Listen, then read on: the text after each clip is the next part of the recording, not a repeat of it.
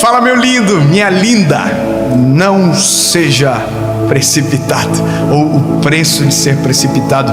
Essa é uma palavra que eu quero muito que você ouça até o final. Se livre das distrações e fique com a gente. Vai ser importante, vai ministrar o seu coração. Eu só quero te pedir um favor. Se você ainda não é inscrito no canal, se inscreva, meu lindo. O nosso sonho é que em breve seremos 10 milhões de pessoas aqui nesse canal, para a glória do Senhor Jesus. Quanto mais gente, mais pessoas abençoadas pela palavra, e esse é o nosso desejo. Então, se você não é inscrito, se inscreva, ative o sininho. Se você for abençoado por essa palavra, não esquece, já curte agora e manda para todo mundo. Comenta, essas coisas todas que vocês sabem, tá bom? Já fez?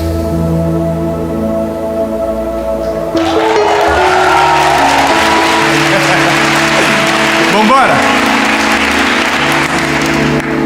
Eu tô gostando demais de vocês. Vocês são muito lindos. Obrigado. É verdade esse bilhete. Êxodo, capítulo de número 15, versículo de número 22, diz o seguinte: olha, assim Moisés trouxe Israel do Mar Vermelho. Lembra? Eles estavam lá. Lembra? O Mar Vermelho abriu, eles passaram. Vocês estavam comigo?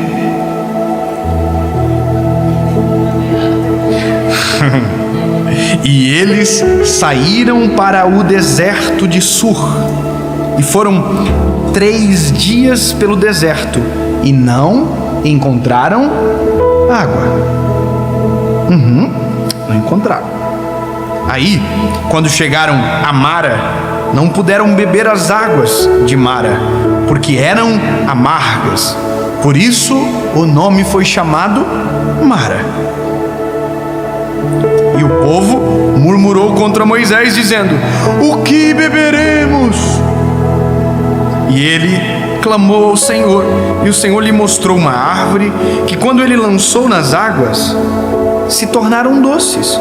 E ali fez para eles um estatuto e uma ordenança, e ali os testou. E disse: se diligente ouvires a voz do Senhor teu Deus, e fizeres o que é reto à sua vista, e deres teu ouvido aos seus mandamentos, e guardarem todos os seus estatutos, não colocarei sobre ti nenhuma dessas doenças que eu trouxe sobre os egípcios, pois eu sou o Senhor que te cura. Agora olha que doideira. E chegaram a Elim, onde havia 12 fontes de água potável e 70 palmeiras, e acamparam ali junto às águas. Meu Deus, meu papai, meu lindo, isso aqui, quando eu entendi esse negócio, eu fiquei, sabe quando você fica perplexo? Que você fica, Jesus do céu. Você precisa entender uma questão geográfica que é esclarecedora para você ter a noção do que está acontecendo aqui. Olha aqui. O povo estava preso no Egito.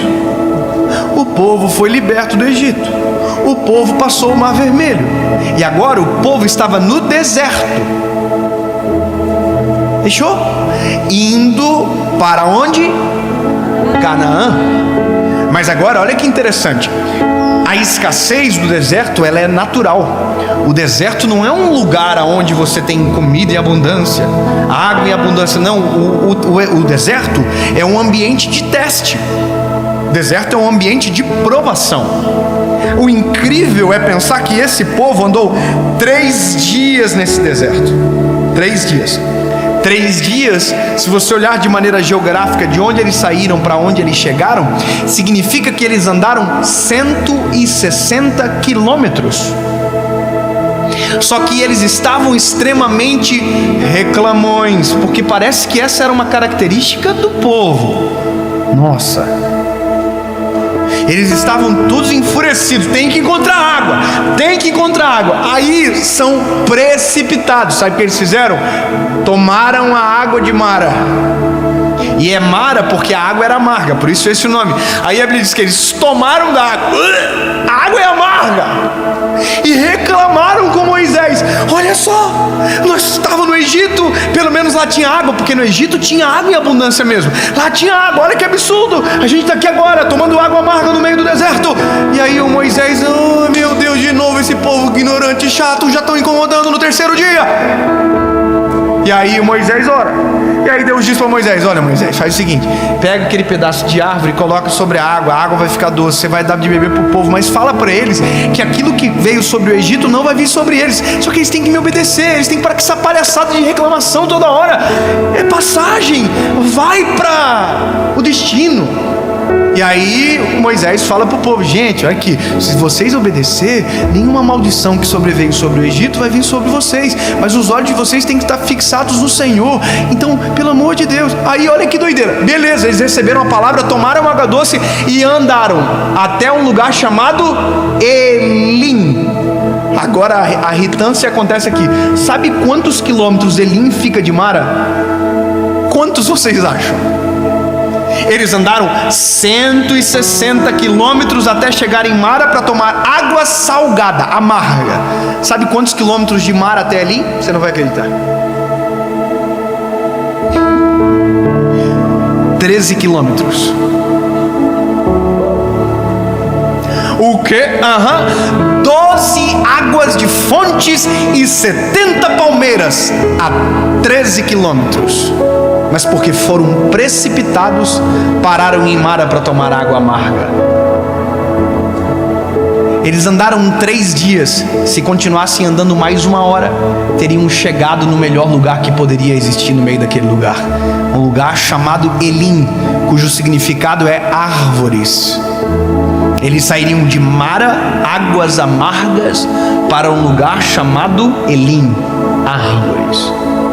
E esse é o problema de ser precipitado, porque todas as vezes que somos precipitados, trocamos Elim por Mara. Todas as vezes que somos precipitados em agir, precipitados no falar, precipitados em tomar decisões, nós trocamos a água doce pela água amarga. E aí, quando tomamos a água amarga, dizemos: oh, por que Deus? Aí Deus diz: lindo, se ao invés de reclamar tivesse andado mais 13 quilômetros, teriam chegado ao lugar aonde eu havia já predestinado a vocês. E aqui, lindo, eu entro em um momento necessário para nós. A maioria dos problemas da nossa vida são ocasionados porque não fomos sábios na hora de decidir, fomos precipitados. E já dizia o velho provérbio: o apressado come cru. E esse é a gente. Se esperássemos, se orássemos antes de decidir, se continuássemos caminhando mais um pouquinho, não estaríamos colhendo o que estamos colhendo. E às vezes a colheita está exatamente atrelado à nossa precipitação. Precipitação. Precipitação.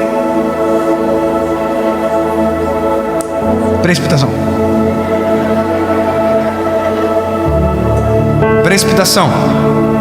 Saiu. Glória a Deus. Entendeu? Para pensar. Simples. Analisa você. Analise a sua história. Perceba o que você vive e tente encontrar o porquê você está vivendo o que vive. Você vai encontrar uma decisão sua no meio da história. Para quem casou mal, é só você olhar a decisão que tomou. Foi você que escolheu o bebê. Se tivesse esperado 15 minutos, o príncipe tinha chegado, mas preferiu o sapo. Agora aguenta. O mesmo vale para o príncipe que estava atrás da princesa e casou com a Fiona.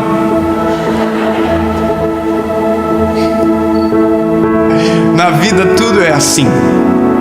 Nós pagamos um alto preço quando paramos aonde deveríamos caminhar. A vida nós pagamos um alto preço quando ao invés de decidir nós deveríamos calar.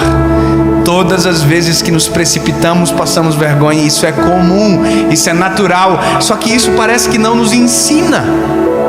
Sabe, a Bíblia tem um provérbio que eu acho maravilhoso. A Bíblia diz o seguinte: até o tolo, quando fica em silêncio, passa por sábio. E a gente que pensa que é sábio e não cala a boca vive pagando o papel de tolo. Então, meu lindo, há uma verdade embutida no texto que, é claro, precisava um pouquinho de uma informação de quilômetros, que se você que caminhou 3 dias caminhasse só mais 1 hora, chegaria no destino. E o que fez você parar foi o quê? Precipitar. Precipitar é fazer antes da hora, é mexer antes da hora. Então, eu quero que você olhe para a Bíblia, olhe para você e encontre razões para não repetir. Olhe para a família e encontre razões para não se precipitar em áreas que alguém já se precipitou e tomou decisões equivocadas e perdeu muita coisa da vida. Quer ver uma coisa absurda? A Bíblia tem histórias de pessoas que se precipitaram e colhem consequências às suas gerações até hoje. A Bíblia havia prometido um filho para Sara e Abraão. Quem lembra dessa história? O nome do filho é Isaac, o filho da velhice, o sorriso, a alegria. Só que olha que interessante, Deus prometeu, a Bíblia diz que Deus está indo para Sodoma e Gomorra para destruir os 2 seres, mas o Senhor estão na frente da casa de Abraão e dizem para Abraão, Sara que está dentro da tenda ri, porque diz, puxa, a gente é muito velho, isso não vai acontecer. Só que tem uma palavra, a palavra é, eu vou dar um filho. Pronto. Agora, olha que loucura, Abraão quer o filho, Sara quer o filho. O que precisa fazer? Esperar. Eles não esperam. Sara pede para que uma das suas servas, chamada Agar, se deite com Abraão. E deste encontro precipitado nasce um filho chamado Ismael. Ismael é os árabes, os povos árabes, é a descendência. Isaac é o povo judeu, porque Deus cumpriu a promessa, só que agora Abraão já colheria do fruto de ser precipitado, porque agora já tem uma outra semente, de um lado Ismael, de outro lado Isaac. Sabe o que aconteceu? Uma guerra que dura até hoje. Olha que loucura! O fato de Abraão e Sara ter sido precipitados gerou uma guerra que ao longo da história não se acabou. A guerra do povo árabe com o povo judeu é uma guerra de irmãos, mas fruto de um homem precipitado.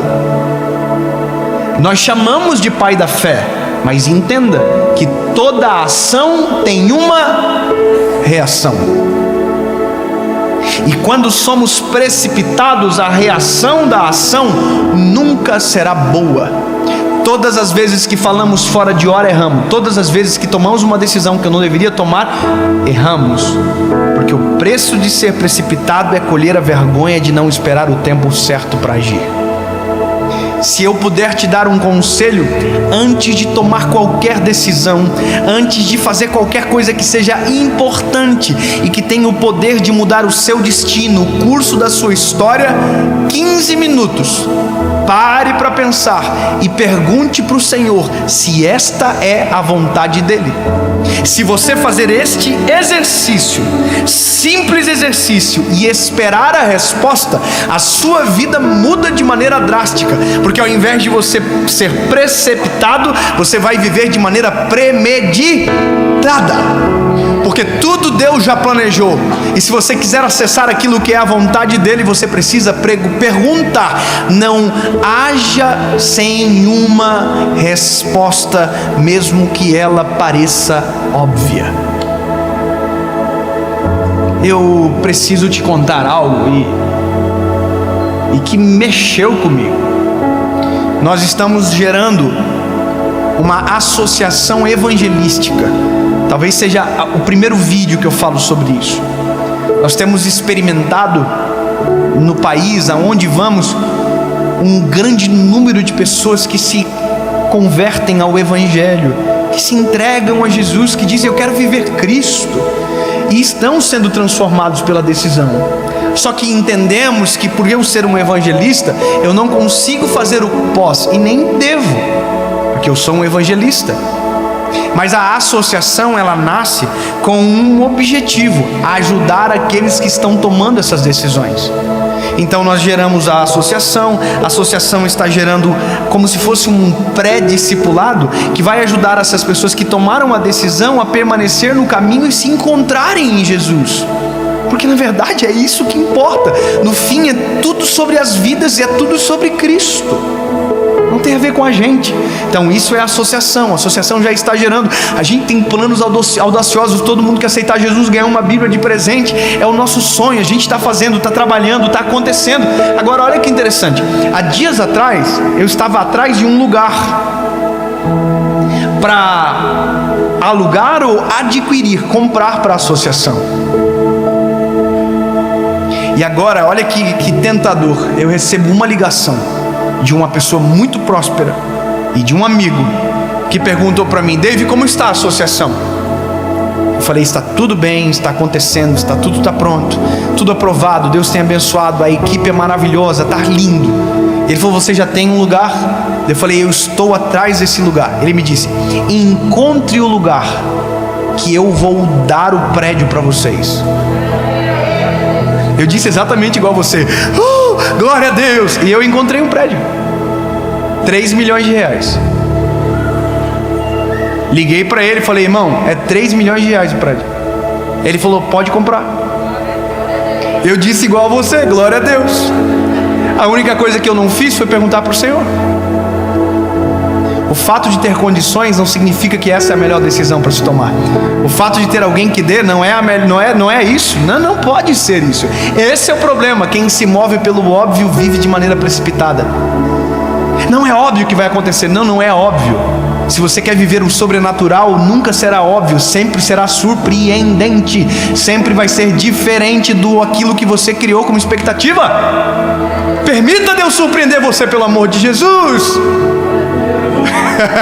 Eu vou dizer de novo porque eu amei falar isso. Permita ser surpreendido por Jesus, porque isso é maravilhoso. Não tente viver pelo óbvio. O óbvio sempre será boring, chato, por mais que pareça legal. Irmão, eu fui ver aquele lugar lindo, maravilhoso, achei um espetáculo. Só que quando eu estava descendo assim a rampa do lugar, o Espírito Santo falou no meu coração: assim? Sem nem me perguntar? De maneira clara eu senti isso no meu espírito. E aí o corretor de imóveis perguntou para mim: e aí? Vai ficar com o prédio?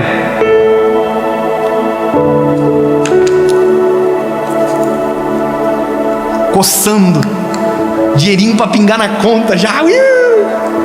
Top! Vamos para lá, vamos, tá ganhado. Aí eu: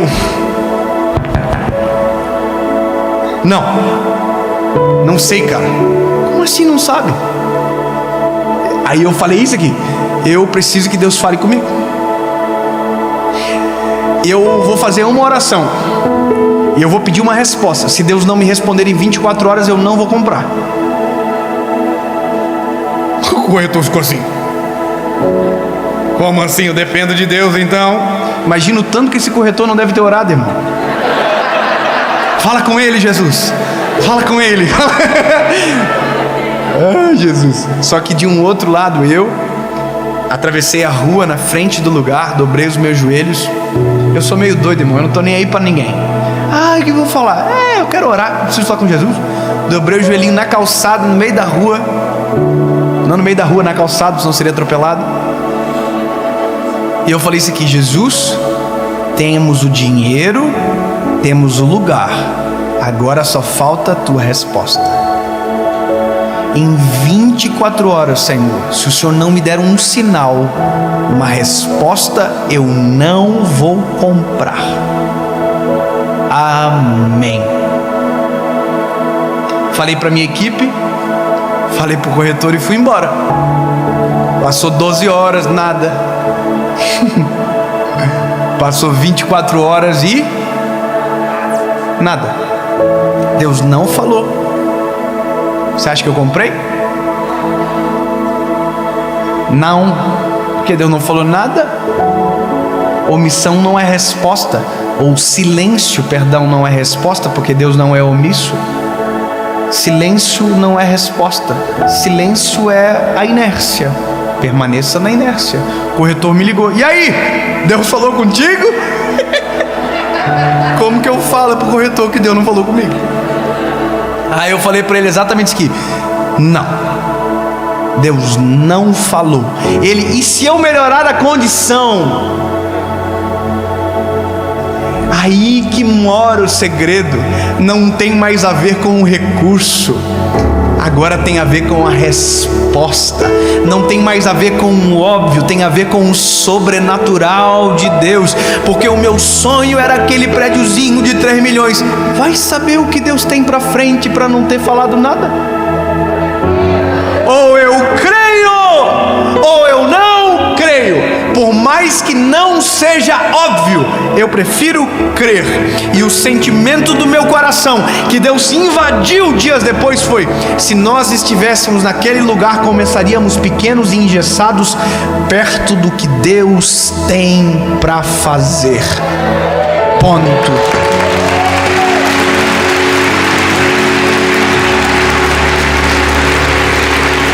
Grave o que eu vou te falar. É melhor caminhar 1 hora a mais com sede do que parar para beber águas amargas. É melhor viver às vezes num limbo sem resposta do que tomar uma decisão precipitada e colher dela a vida inteira. Portanto, aquieta o coração, aquieta a alma. Não tente fazer aquilo que ainda não está no tempo de fazer. Não decida, não vá, não toque, não pegue, não faça, até que haja uma resposta. Porque ser precipitado custa muito caro. Todas as vezes que um forno se abre antes da hora, a obra não é perfeita. Então, espere o tempo, mesmo que isso te faça ficar com um pouquinho de sede por mais algumas horas.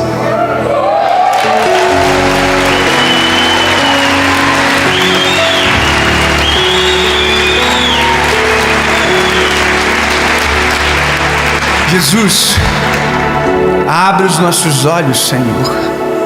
Não permita que sejamos apressados a ponto de atrapalhar a Tua vontade, a ponto de boicotar os Teus planos sobre nós, Jesus.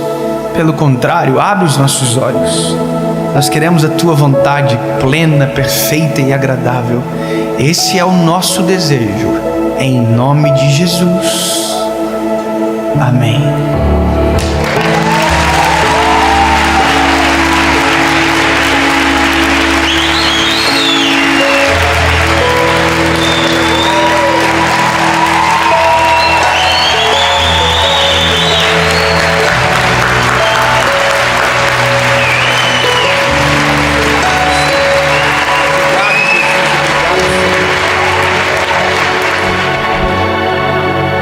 Deus abençoe vocês e que de verdade uma nova estação nasça sobre você, a sua casa e a sua família, em nome de Jesus. Amém.